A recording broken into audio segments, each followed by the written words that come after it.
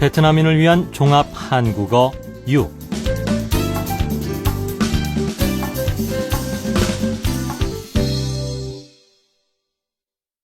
이 CD에 들어있는 모든 내용물들은 한국저작권법에 의해 보호받고 있으며 한국국제교류재단의 문서로 된 허가 없이는 복제나 배포, 변형, 출판, 방송되어서는 안 됩니다.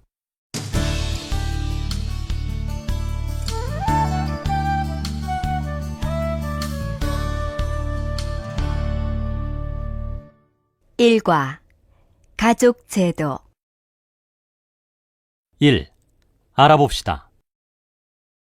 1번 대화를 잘 듣고 맞으면 O, 틀리면 X 하십시오. 1.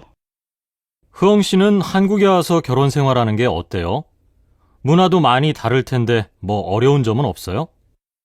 사실 처음에는 한국 남자들이 가부장적이라는 얘기를 듣고 너무 걱정한 나머지 울기도 했어요. 그런데 우리 둘 다 맞벌이를 하니까 집안일도 나눠서 하고 제가 못하는 일이 있으면 남편이 알아서 도와주니까 별 어려움은 없어요. 2.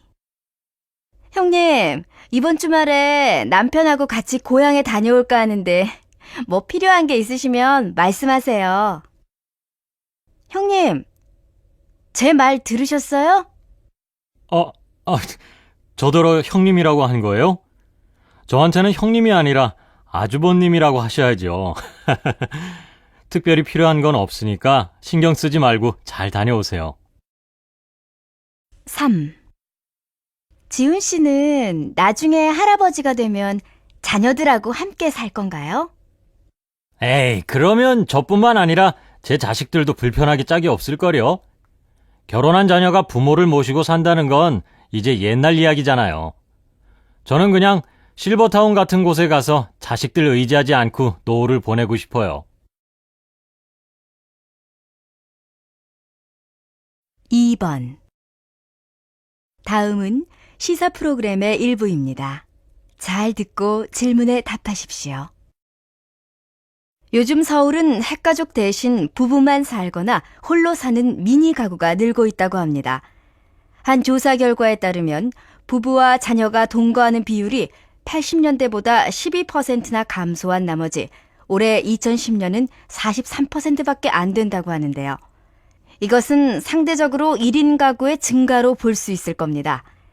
이런 현상의 원인과 해결 방안에 대해 한국가족정책연구소 한세대 교수님께서 말씀해 주시겠습니다. 한 교수님, 안녕하십니까? 네, 안녕하십니까.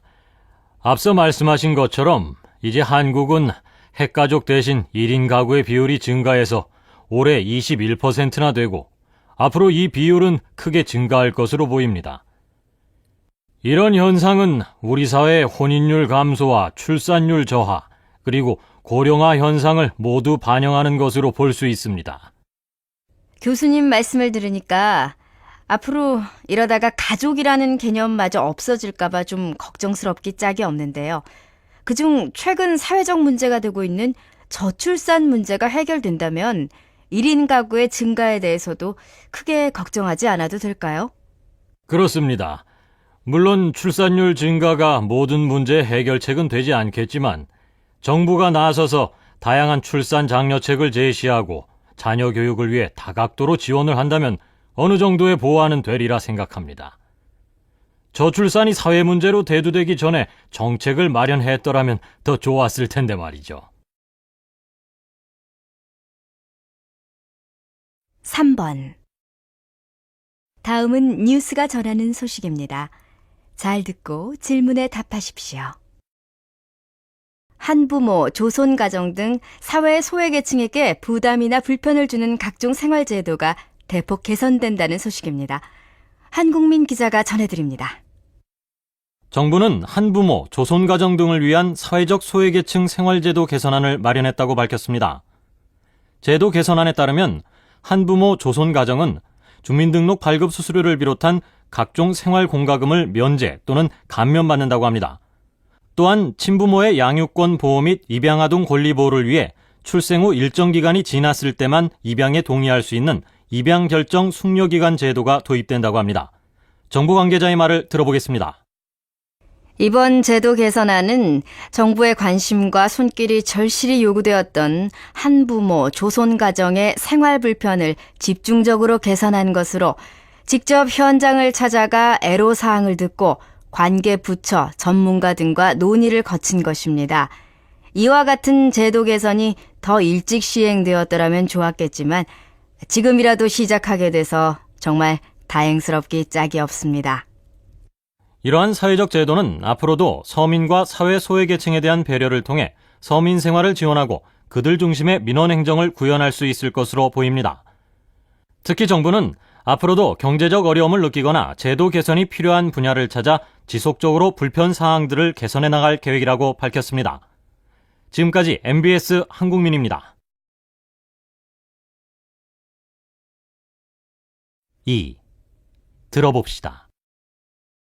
2번. 다음은 한국의 가족제도 변화와 관련한 조사 내용입니다. 잘 듣고 질문에 답하십시오. 한국의 가족이 다양화 소규모화로 그 기능이 약화되고 있습니다. 핵가족화, 저출산 등이 심화되는 나머지 가족 규모가 축소되고 세대 구성이 단순화되고 있는 것입니다. 실제로 평균 가구원 수는 1975년 5.0명에서 2005년 2.9명으로 낮아졌고 핵가족 구성 비율은 1975년 70.5%에서 2005년 82.7%로 상승했습니다. 여성가족부에 따르면 이혼 증가, 생활 환경 변화로 인한 1인 가구 및 한부모 가정이 지속적으로 증가하고 있어 1인 가구 비율은 1985년 6.9%에서 2005년 20%로 늘었고 한부모 가정은 1985년 84만 8천 가구에서 2005년 137만 가구로 급증했다고 합니다.